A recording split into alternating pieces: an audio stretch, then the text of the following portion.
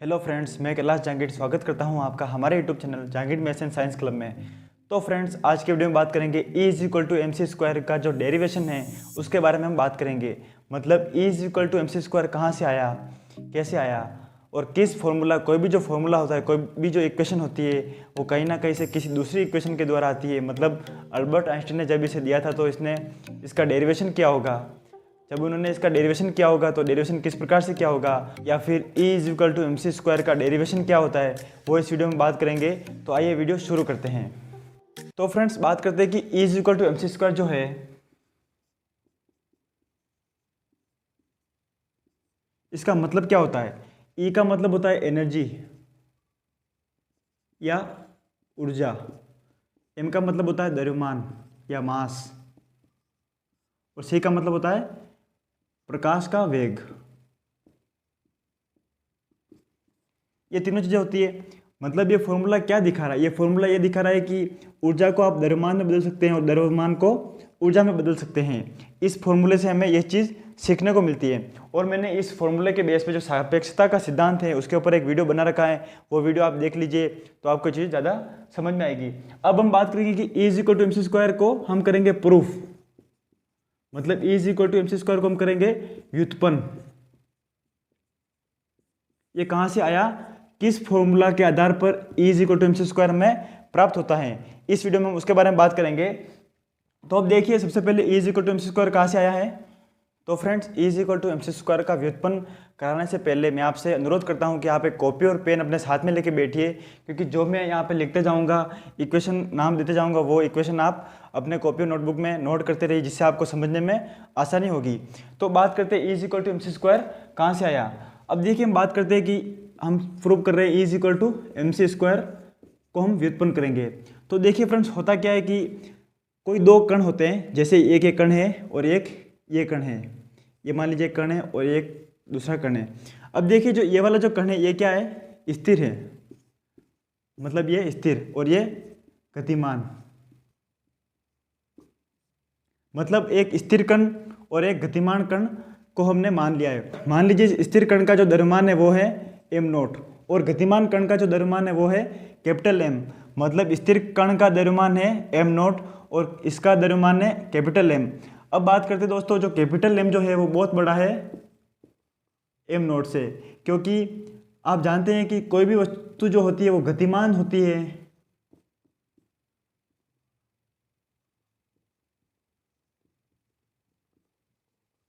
मतलब कोई भी वस्तु यदि गतिमान है तो उसका द्रव्यमान भी बढ़ जाएगा। ये चीज़ हमें ध्यान होनी चाहिए। अब बात करते हैं, ये चीज़ आप समझ गए होंगे कि ये चीज़ क्या होती है। एक कण, हमने कोई भी दो कण मान लिए। एम नोट क्या है, जहाँ पे मैं एम नोट लिखूँ उसका मतलब है स्थिर कण है और उसका द्रव्यमान एम नोट है, और जो गतिमान कण है उसका द्रव्यमान कैपिटल एम है। इन दोनों को हमें ध्यान में रखना है। और हम जो E is equal to m c square हम प्रूव करेंगे, कोई भी जो इक्वेशन होती है वो किसी ना किसी दूसरे इक्वेशन या दूसरे फॉर्मूले से प्रूव की जाती है। तो E is equal to m c square हम किससे प्रूव करेंगे, इसको करेंगे फ्रॉम थ्योरी ऑफ रिलेटिविटी या सापेक्षता का सिद्धांत। मतलब थ्योरी ऑफ रिलेटिविटी का जो इक्वेशन है उससे हम E is equal to m c square को प्रूव करेंगे। अब देखिए, थ्योरी ऑफ रिलेटिविटी की इक्वेशन क्या होती है, वो होती है capital M is equal to m naught upon under root 1 minus we square upon c square, जहाँ वी स्क्वायर क्या है, वेग है, और सी स्क्वायर क्या है, प्रकाश का वेग। तो फ्रेंड्स, ये जो इक्वेशन है m is equal to m naught upon under root 1 minus we square upon c square, इस इक्वेशन को हम इक्वेशन फर्स्ट नाम दे देंगे। तो ये आप कॉपी और पेन रखिए साथ में और इन चीज़ों को समझते रहिए। तो फ्रेंड्स, ये जो चीज़ें मैंने आपको समझा दी है ये चीज़ आप समझ गए होंगे। तो बात करते हैं आगे। मतलब ये जो है सापेक्षता का जो सिद्धांत है, इस सिद्धांत के द्वारा हम E is equal to m c square को सिद्ध करेंगे।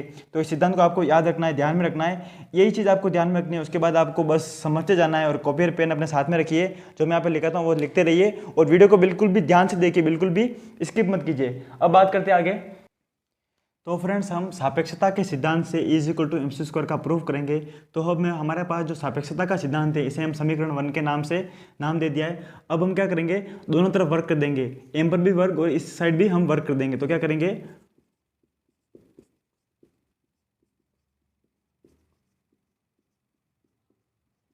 दोनों तरफ वर्क करने पर। तो हमें क्या प्राप्त हो जाएगा, m square is equal to m naught square upon, जब रूट का वर्क करेंगे तो रूट कैंसिल हो जाएगा, तो इधर ये चीज़ हमारे पास प्राप्त हो जाएगी। अब हम क्या करेंगे, m square is equal to m naught square upon, इसको हम सोल्व करेंगे, तो इसको सोल्व करने पर हमारे पास क्या प्राप्त होगा, ये चीज़ हमारे पास प्राप्त हो जाएगी। अब देखिए क्या होगा, कैपिटल एम स्क्वायर, अब हम क्या करेंगे, जो ये अपॉन में है इसको हम इधर भेज देंगे, तो देखिए हमें क्या प्राप्त हो जाएगा,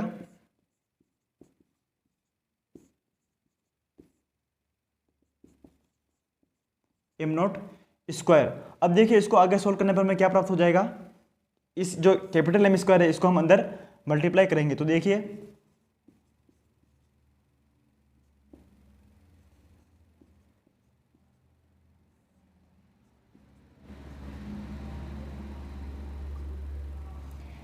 ये चीज हमारे पास प्राप्त हो गई। अब देखिए क्या होगा फाइनल इक्वेशन,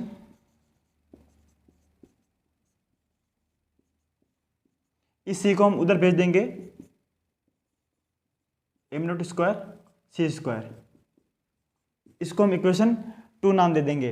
अब देखिए सबसे पहले आपको क्या करना है, इक्वेशन फर्स्ट याद रखनी है, उसके बाद आप इसको सोल्व करते जाएंगे तो आपके पास इक्वेशन 2 आ जाएगी। अब हम क्या करेंगे, इक्वेशन 2 का हम m के सापेक्ष अवकलन करेंगे। अब देखिए दोस्तों, इक्वेशन 2 का अवकलन करने पर हमें क्या प्राप्त होगा, तो फ्रेंड्स देखिए हमारे पास इक्वेशन 2 हमारे पास किस प्रकार से आई है ये आपको पता पड़ गया है। अब हम क्या करेंगे, इक्वेशन 2 जो है इसका हम क्या करेंगे, m के सापेक्ष, कैपिटल M के सापेक्ष अवकलन कर देंगे। अब देखिए कैपिटल M का हम इसके सापेक्ष जब अवकलन करेंगे तो हमें ध्यान होना चाहिए कि ये जो चीज़ है ये वाली पूरी, ये क्या है, कांस्टेंट। क्यों कांस्टेंट है सर, क्योंकि एम नॉट स्क्वायर, जब एम नॉट स्क्वायर क्या है, स्थिर कण है, क्या है, स्थिर कण, और सी स्क्वायर क्या है, प्रकाश का वेग, जो क्या होता है, कांस्टेंट होता है, और ये भी क्या है, स्थिर कण, स्थिर कण है तो वो क्या होगा, कांस्टेंट होगा। तो ये चीज़ हमें ध्यान रखनी है। उसके बाद हम क्या करेंगे, ये वाला जो सी है ये भी क्या होगा, स्थिर होगा, ये चीज़ हमें ध्यान रखनी है, और हमें एम कैपिटल एम के सापेक्ष अवकलन करना है। क्या हो जाएगा, इसका हो जाएगा 2m सी स्क्वायर डी एम माइनस, अब देखिए इसमें हम फर्स्ट इंटू सेकेंड का फॉर्मूला लगाएंगे तो क्या प्राप्त होगा हमारे पास, फर्स्ट, तो फर्स्ट हम एज इट इज रख देंगे,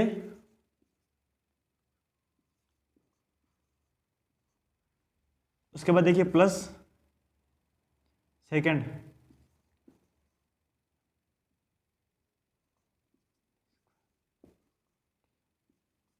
इज इक्वल टू, अब देखिए ये जो पूरा जो कांस्टेंट है तो कांस्टेंट का अवकलन क्या होता है, 0 होता है। तो अब देखिए क्या होगा, 2m सी square D M minus, minus को हम क्या करेंगे, अंदर मल्टीप्लिकेशन कर देंगे, तो मेरे पास क्या प्राप्त हो जाएगा, इसको व्यवस्थित लिखते देखिए, 2m square v D we minus 2m v square D M is equal to 0। अब देखिए क्या होगा, हम इस 2m को क्या कर देंगे, कॉमन ले लेंगे, तो कॉमन लेने के बाद क्या प्राप्त होगा, 2m C square D M minus M we D we minus we square D m हमारे पास प्राप्त हो जाएगा। अब हम क्या करेंगे, इस 2m को बराबर के उस साइड भेज देंगे, तब हमारे पास क्या प्राप्त होगा, C square D M minus M we D we minus we square D M, ये हमारे पास प्राप्त हो जाएगा बराबर 0, ये हमारे पास प्राप्त हो जाएगा। अब हम क्या करेंगे, सी स्क्वायर डी एम को इधर रहने देंगे, बाकी को उधर भेज देंगे, तो क्या हो जाएगा, C square D M is equal to M we D we plus V square D M, तो ये चीज़ हमें प्राप्त हो गई। इसे आप इक्वेशन 3 नाम दे दीजिए। तो हमारे पास फर्स्ट जो इक्वेशन थी वो थी सापेक्षता का सिद्धांत, दूसरी थी ये वाली जो हमने पूरा जो सोल्व करके निकाली थी, उसके बाद तीसरी जो इक्वेशन थी वो हमारे पास ये वाली हो गई है। तो अब देखिए फ्रेंड्स, यदि मैं आपसे कहूँ कि जो सी स्क्वायर डी एम जो ये जो चीज़ है ये काइनेटिक एनर्जी के बराबर है या गतिज ऊर्जा के ऊर्जा के बराबर है। ये चीज़ मैं आपसे कहूँ तो क्या आप यकीन करेंगे?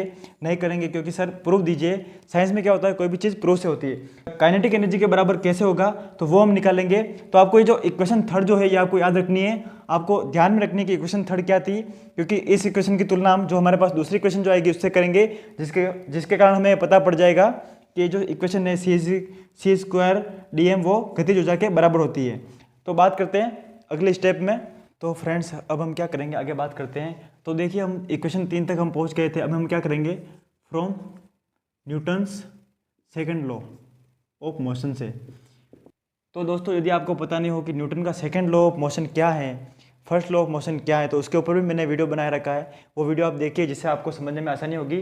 तो सेकंड लॉ ऑफ मोशन क्या होता है, बल जो होता है, फोर्स जो होता है वो बराबर होता है dp अपॉन dt।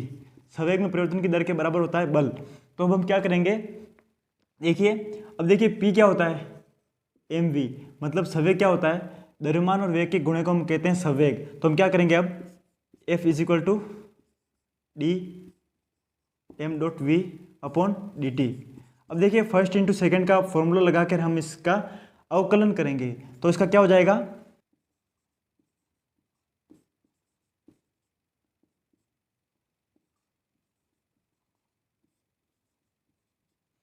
तो ये चीज़ हमें प्राप्त हो गई। अब देखिए फ्रेंड्स होता क्या है कि जो वर्क जो होता है, वर्क या काइनेटिक एनर्जी जो होती है वो किसके बराबर होती है, एफ डी एस। मतलब वर्क किसके बराबर होता है, विस्थापन या बल, बल इंटू विस्थापन। वर्क किसके बराबर होता है दोस्तों, बल इंटू विस्थापन के। तो हम देखिए जो एफ जो है, ये वाला एफ, इसकी जगह हम इसका मान रख सकते हैं। तो देखिए इस एफ की जगह हम इसका मान रखेंगे तो क्या प्राप्त हो जाएगा हमारे पास, ये चीज़ रखेंगे हम same, m d v upon d t plus v d m upon d t और डी एस। ये किसके बराबर है, डी के, यानी काइनेटिक एनर्जी के बराबर। अब देखिए वर्क डन, इसे हम क्या कहते हैं, वर्क डन कहते हैं।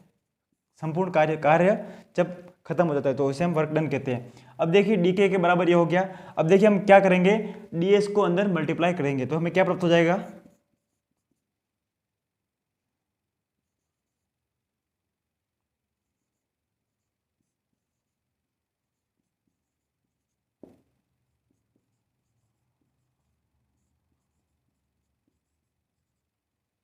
तो ये चीज़ हमें प्राप्त हो गई। अब देखिए फ्रेंड्स आगे हम सोल्व करते हैं इसको, D K is equal to, अब देखिए दोस्तों डी एस अपॉन जो डी टी होता है, d s upon d t, ये क्या होता है, d s upon d t, ये होता है sir v, v is equal to होता है d s upon d t, यानी वेग को हम d s upon d t से समझते हैं। तो हम d s upon d t की जगह वी रख सकते हैं। तो हमें क्या प्राप्त हो जाएगा, m we D we plus v d m, एक और वी जब हो जाएगा तो क्या हो जाएगा, वी स्क्वायर। तो ये चीज़ हो गई। अब देखिए दोस्तों मैंने आपको बताया था कि इक्वेशन जो थर्ड जो थी, ये वाली इक्वेशन देखिए आप, और ये इक्वेशन आप देखिए, क्या ये दोनों आपस में बराबर हैं। मतलब ये इक्वेशन को हम बना देते 4। मैं आपसे ये कहूँ कि इक्वेशन 3 और 4 की तुलना कीजिए तो आप क्या समझते हैं, आप समझेंगे कि सर काइनेटिक एनर्जी जो होती है, काइनेटिक एनर्जी वो किसके बराबर है, ये वाली जो चीज़ है सी स्क्वायर डी एम के बराबर होती है। मैंने आपसे बात कही थी, लेकिन इसी बात को प्रूव करने के लिए, समझने के लिए मैंने आपको ये पूरा सेकेंड लॉ ऑफ मोशन का डेरिवेशन बताया। अब देखिए बात करते हैं, अब हम क्या कर सकते हैं, d K is equal to C square D m हम रख सकते हैं। तो फ्रेंड्स हमने जो पिछली जो 2 इक्वेशनें थी उन दोनों की तुलना करते हुए हमने पाया कि डी के बराबर होता है सी स्क्वायर डी एम के। तो अब हम क्या करेंगे, अब हम ये करेंगे कि इसका समाकलन कर देंगे। तो देखिए इसका समाकलन करेंगे 0 से के डी के का समाकलन 0 से के सीमा रखकर, और इसका करेंगे हम एम नोट से एम तक, मतलब स्थिर कण से गतिमान तक सी स्क्वायर का हम क्या कर देंगे, समाकलन कर देंगे। तो हमें क्या प्राप्त हो जाएगा, इसका क्या हो जाएगा, इसका हो जाएगा K is equal to C square bar आ जाएगा, इसका हो जाएगा ये चीज हमारे पास प्राप्त हो गई। अब देखिए क्या होगा,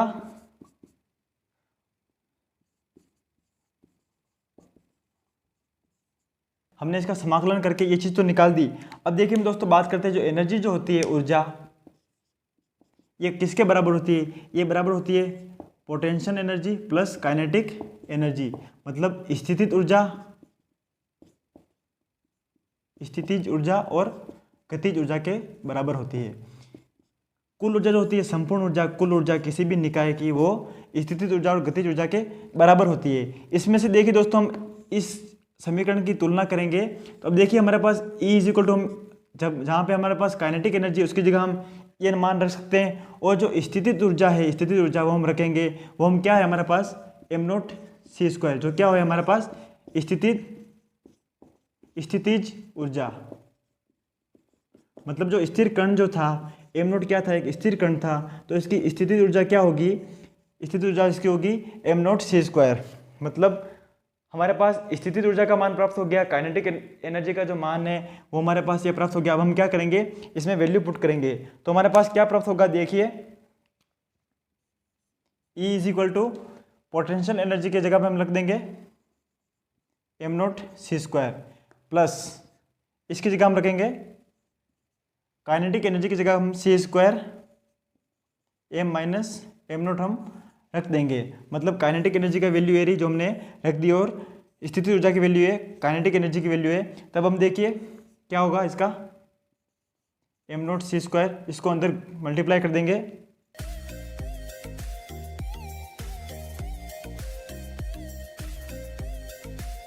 अब देखिए ये जो m0c² एक है प्लस है और ये माइनस है, आपस में कैंसिल हो जाएंगे, तो हमारे पास फाइनल इक्वेशन क्या आ जाएगी, वो आ जाएगी हमारे पास